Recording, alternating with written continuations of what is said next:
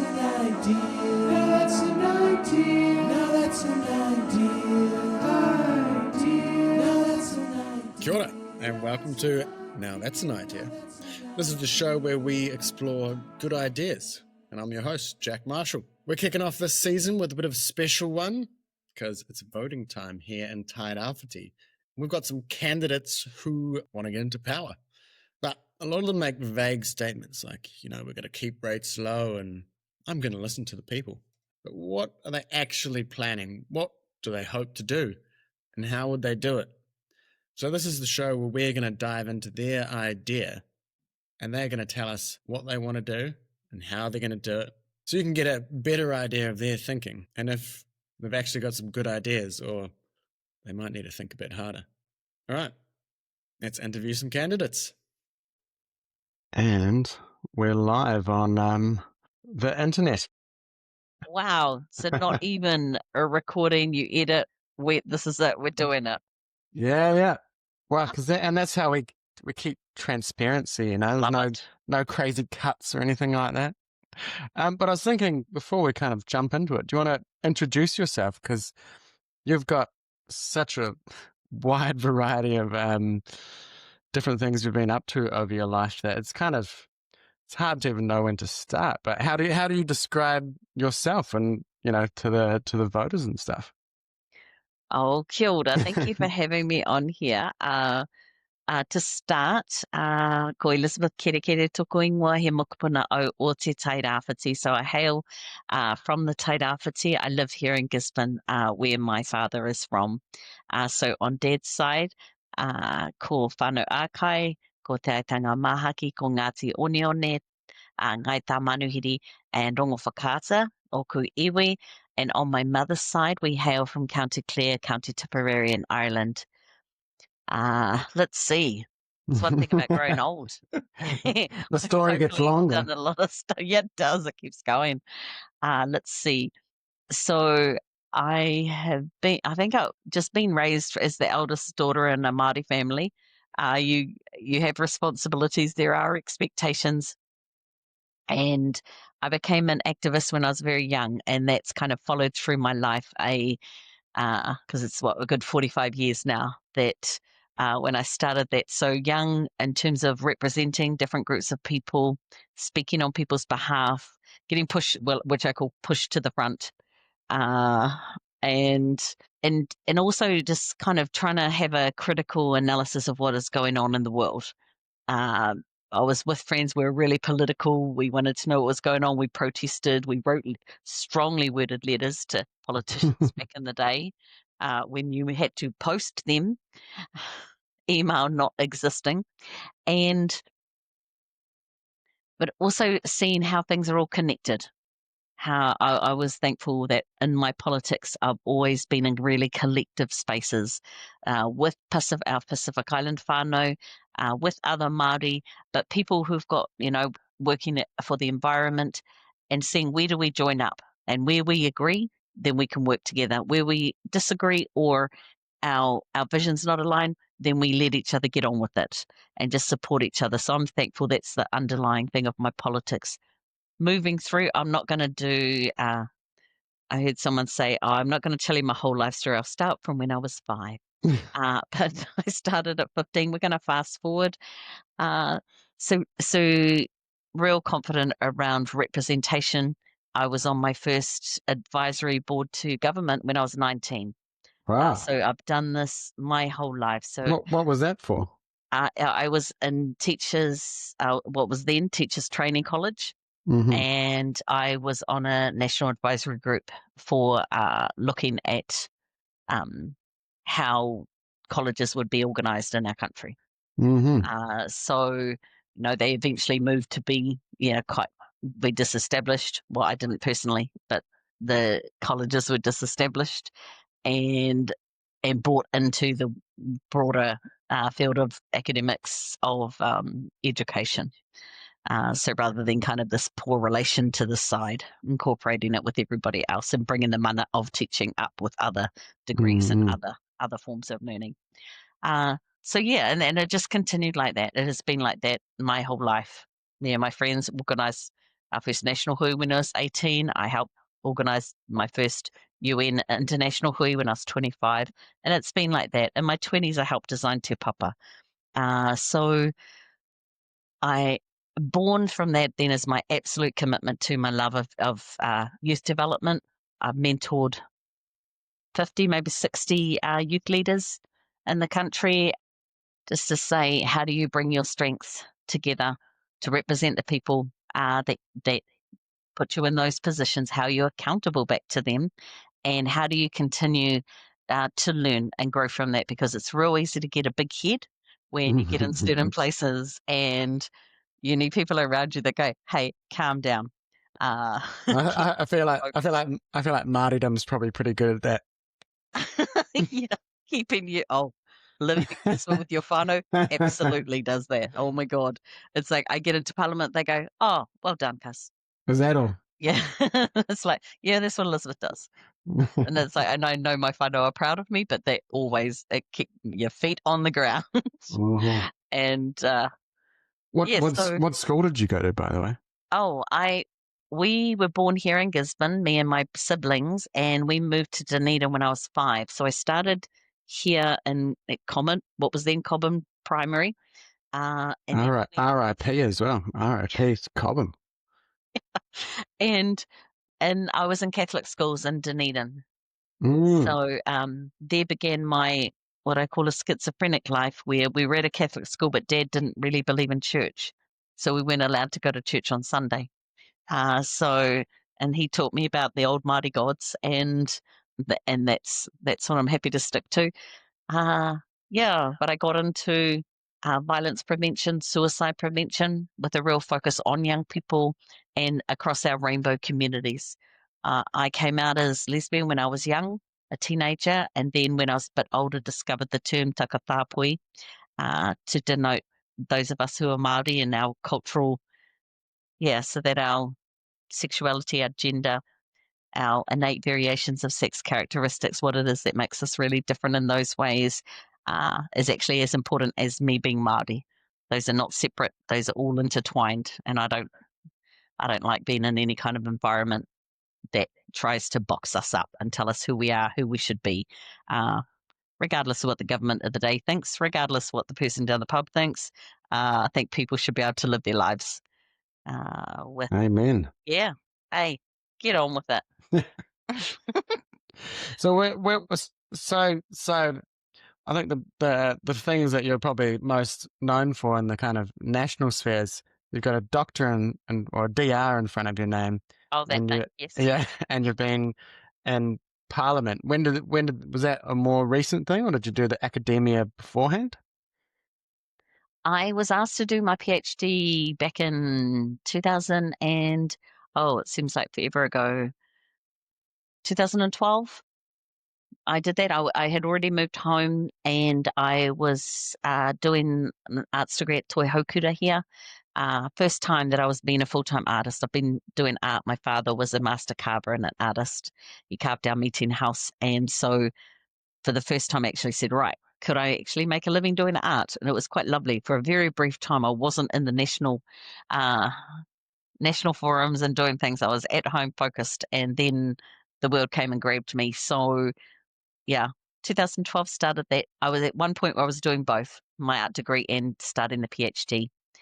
And so the doctor, I think the formal when they go through all the processes in graduation, 2017, and then I did that whole Parliament thing. I've worked for myself for a number of years, nearly 25, except for those 3 years that I was in Parliament.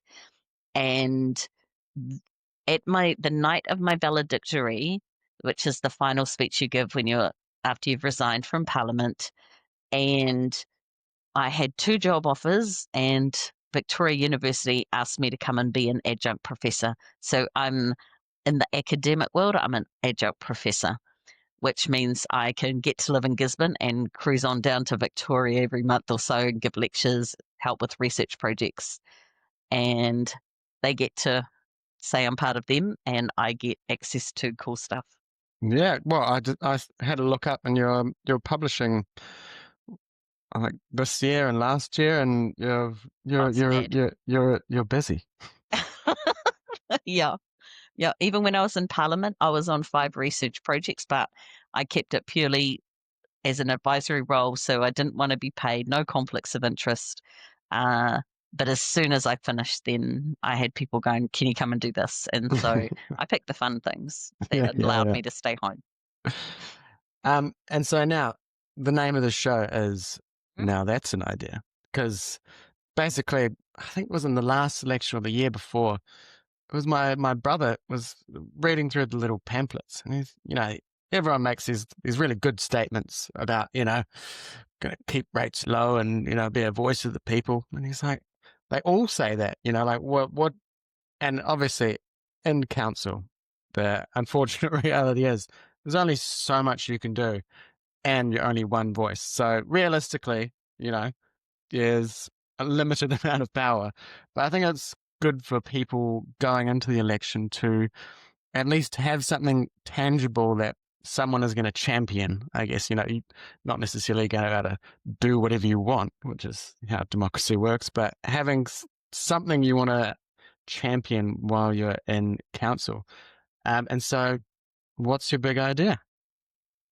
Thank you. There are so many ideas and things, but you're right. One thing you certainly learn in Parliament is what are your boundaries? What are the things that constrict you? Absolutely. One of my sayings is, why do I get up in the morning if not to change the world? And sometimes that change is very incremental, just a tiny bit at a time. My idea for council is something called Vote Tai Rāwhiti. And that is where I think the government should put all funding that it gives to the Tai Rāwhiti across all government agencies, everything to council, and let us decide what to do with it based on the fact that we know our communities. And what we see during the cyclones, when there's an emergency, we have had so many of these kinds of emergencies here in the Tai Rāwhiti, and money gets thrown at us. People fundraise, they give us things, and they trust us to get on with this. They trust us because we know what's happening on the ground.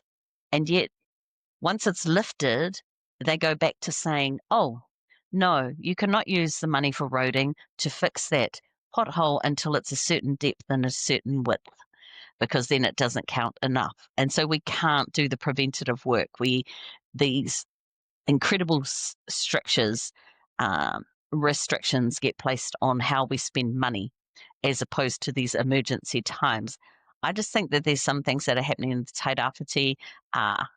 I mean, I know it's the center of the universe. I think all great things come from here. It's how I was raised. I've never seen a reason to think differently. But there are some things that are real issues here. There's some things that are particular to us, and only people in the community really know how to address that and make sure that funding gets to where it needs to go and to look at that big picture. So this is the idea. All the money for infrastructure, everything for roading. Don't give us a list of criteria we have to meet. Let us get on with sorting out our own roads.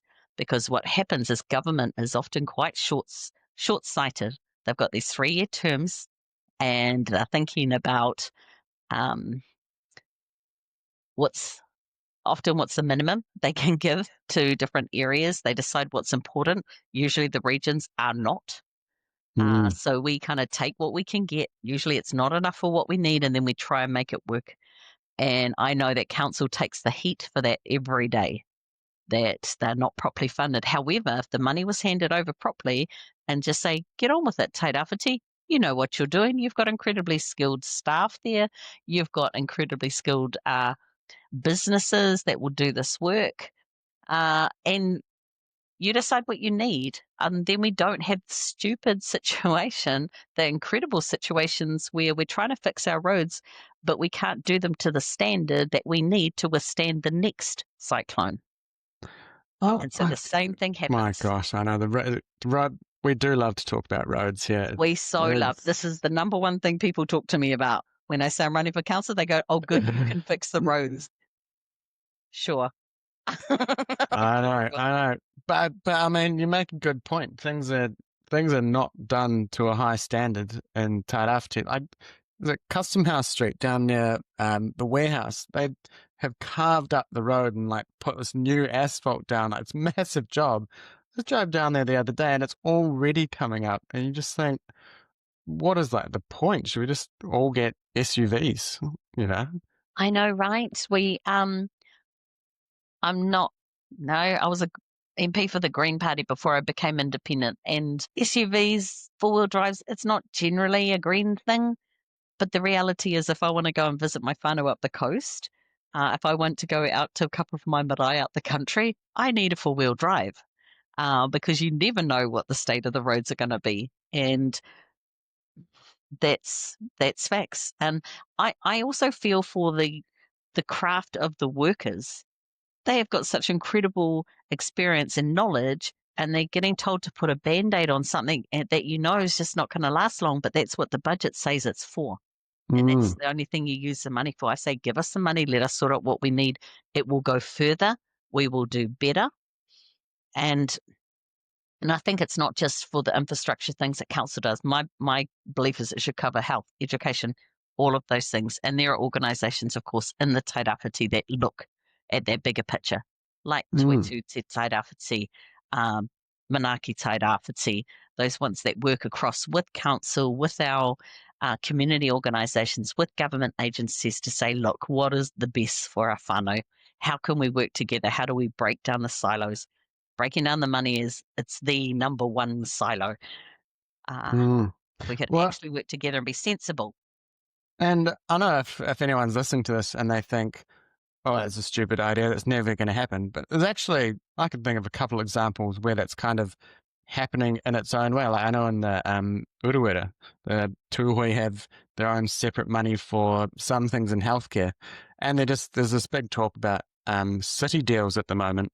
And, you know, Tai Rāwhiti is a unitary council or whatever, so it has a bit more autonomy than others. So it's not crazy to think that there could be something like this in the future. But do you think it's possible? Oh, I absolutely do. And I think Tai Rāwhiti is one of the few places where not only is it feasible, we've been doing it. As you say, you picked an example from out of town, but through Manaki Tai Rāwhiti and through funding from national, it was brought in by Minister Antoli, as a place-based initiative, which literally was set up to say, what if we gave the funding to a region and they created a structure and they organised with all their agencies and everybody to spend that money? And that has actually been happening. And a lot of research has occurred on it. And myself, I wrote a research report on that project, and to show that actually it's wildly effective and wildly cost effective. So it's good for whānau, and that's in social services primarily. And so it's been proven by anyone who's researched it, anyone who's visited.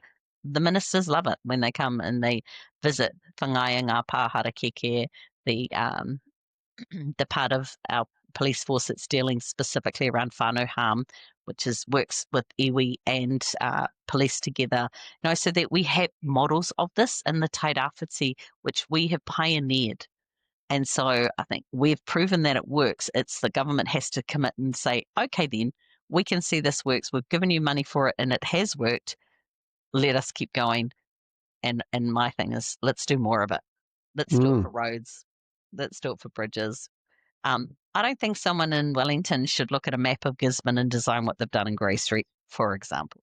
But I mean, this is a funny issue because there's a lot of talk about devolution of power from central government, but there's one of these scenarios where you've got the talk and the actual actions where I think both parties talk about, let's spread the power into like different sections and put it in other places. But then you look over time and things just getting more and more centralized. Is that a fair statement, you think? From being very fair. In the halls? Well, that's the thing. Parliament runs on power, and even perceived power, and sometimes extremely tenuous power. And so there's there's a thing that says, oh, we can't give all of the money to you. We can't just give it to you and nothing happens. But there are all manner of ways you can build in accountability to that. And so when I say we have the examples of that, we have done that. We have done things that government's very happy about how we've done it and how the money has been absolutely spread much, much further than it would have if it, in those particular cases, just followed what everyone else in the country is doing. So I think it is absolutely possible. It's difficult when you're in the position with the new government because they're cementing their place. They're making massive changes right away because that's what you do.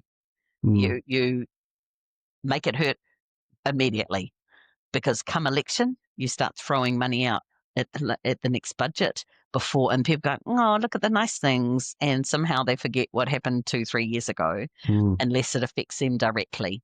And that's the nature, that's the cycle that happens. Meanwhile, our people are just kind of caught thinking, does it even matter who's in parliament, who's in government? Does it matter who's on council? The same thing just keeps happening. So I think they've done it. They have seen that it works. They've agreed that it works. I think we keep keeping that pressure on and say, hey, look, let's try this one more time. Let's do another thing. Let's keep proving that it works. And gradually we can broaden how they do that. So what would be the first step for you? Would it be kind of infrastructure or? Excuse me. Because it's council, I mean, I would like to see it happen for health, for everything. But we shall focus. I'm a strategist, if nothing. So looking at infrastructure, roading, so Te Waka Kotahi, the minister for that, and saying, okay, here's one particular area that we can have a trial. We can say these things have happened in the other area. How about you give us all the funding that's allocated for roading in our region? Let us look at the big picture. Let us focus on quality for the long term, which will save the money next disaster, because that's coming. And the more we can do, the more quality our infrastructure becomes, the stronger it is, the easier it is to withstand whatever's coming. That's the sensible and I think ethical thing to do. So I think it's having those conversations. One of the things I will say is the political capital. I bring the knowledge of working inside government. No other candidate has that. No one else on council has that. And so it's something that I can bring to the table that I know it surprises people, but I'm friends with some of the ACT and national MPs. Because that's also the nature of Parliament. And the thing that was most surprising to me when I was in there is that when you're outside of what I call the theatre of the debating chamber, actually people are friends. You can have sensible conversations. You can feel where you're going to connect. You can give each other advice. And when you have those conversations, that is something that I can absolutely help with and help lead in that area. Well, that's perfect because this is about to be the candidate pitch. Oh, right. I think you just nailed it. Well, it's funny you say that about speaking about, talking to other politicians, because politicians are just people too, and these strange kind of environments where there's a lot of cameras and, you're with a party and you've got all these kind of this baggage going on. And then afterwards, you probably just sit down and have a beer and talk about the weather. It's true. It's absolutely true. People don't know we have all manner of parliamentary groups which are non-partisan from across our parties. That's where we get to know. They have sports team. These people play netball and rugby together. But yes, my final pitch. Okay, I love the opportunity. Thank you to think more deeply into one particular thing. I'm hoping that the Tairāwhiti and Māori ward will put me into council, and I will absolutely represent them as I've represented our people since I was a teenager. but I will sit at that table to be part of a collective that looks at all of our communities in the Tairāwhiti, because we are not silos. We are everybody here that makes this great place. And I want to bring my skills, my knowledge and governance and advocacy and representation in strategic thinking and project planning. But absolutely those relationships and understandings from being in Parliament to serve our people of the Tairāwhiti, where I was born, where all my ancestors on my father's side is from. And I have a saying that I will finish with, which is, yes, why do we get up in the morning if not to change the world? So kia ora. Kia ora. Now, there is one final pop quiz. Oh, Just you know, for the reels or the TikToks. I haven't got on the TikToks, but I may have to. But this is very Tairāwhiti based. But favorite fish and chip shop. oh, so controversial. I told my girlfriend about this, and she was like, "What kind of question is that?" It's like, yeah, you're not from. Oh no, I understand. I understand the politics of this question. See, on one level, I could say London Fish Shop. No, I thought you might. London Street. We have absolutely patronised there. But I'm going to put in a plug for Kwang Chao Takeaways, which is our local right near our house. And because they do a great vegetable egg foo young. And that is one of my favourite things. They do a better one than many I've tasted all around the country. And while my wife, who loves fish and chips, will probably disagree, I'm going for that.